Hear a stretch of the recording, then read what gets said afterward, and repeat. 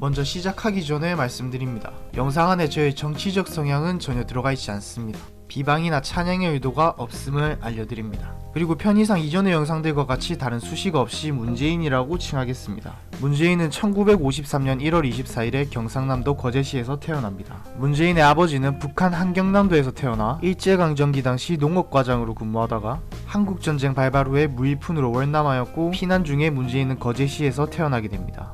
문재인의 아버지는 일제에 이어 소련과 북한 치하에서 공무원 생활을 할 때 너무 시달렸기 때문에 공무원 생활은 절대 하지 않겠다며 포로 수용소에서 노무자 일을 하고, 어머니는 거리의 계란 행상으로 가게를 이어나가게 됩니다.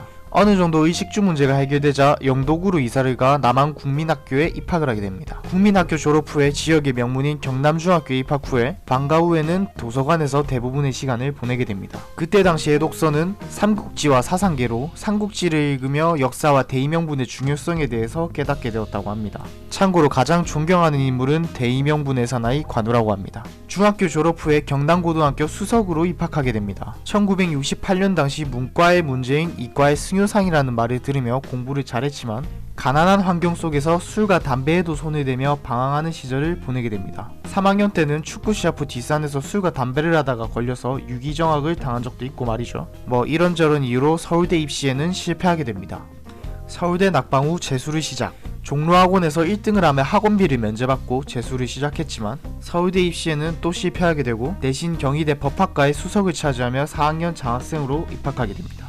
그 당시에는 서울대에 떨어지면 문과는 성균관대, 이과는 한양대가 다음 타자였는데 특이하게 문재인은 경희대를 골랐습니다. 4학년 장학금의 이유도 있지만 설립자인 조영식이 자신의 아버지와 같은 실향민이라는 것에 영향을 많이 받았다고 합니다. 경희대에서 지금의 아내가 되는 김정숙을 학교 축제 파트너로 만나게 됩니다. 후에 체류가스를 맞고 기절했는데 김정숙이 직접 간호를 해주면서 사이가 깊어지게 되는 계기가 됐다고 하네요.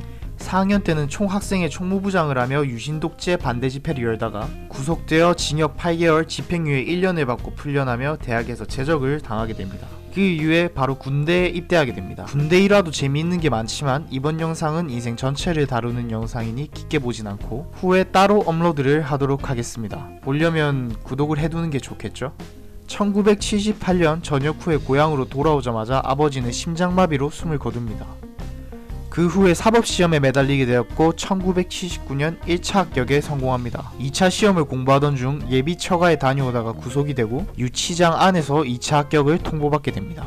당시 구치소 직원들과 안기부 직원들의 태도가 순식간에 바뀌게 된 건 재미있는 일화죠. 반말을 하던 사람들이 영감님이라고 부르며 축하주도 마시게 해줬다고 합니다. 경희대 출신 사법시험 합격자가 2명이라 대학 측은 구명 노력을 펼쳐 얼마 후에 석방이 되고, 3차 면접 때 안기부에서 불러 지금도 그때와 생각이 같은가라고 물으며 전향 의사를 물었지만 합격 취소를 각오하고 나의 행동이 잘못했다고 생각하지 않는다라고 대답했다고 합니다. 사법연수원 12기 출신으로 박원순 서울시장, 고승덕 변호사와 사법연수원 동기이며 판사는 위법 전력이 있는 이유로 거부되고 로펌에 제의가 들어왔지만 부산으로 내려가게 됩니다.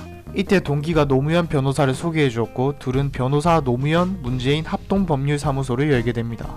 처음부터 인권 변호사를 하려고 했던 건 아니었고 사무소로 찾아오는 사람들을 마다 않고 만나다 보니 인권 변호사가 되어 있었고 3년 동안 300여 건의 소송에서 70% 이상의 승소율을 자랑했습니다.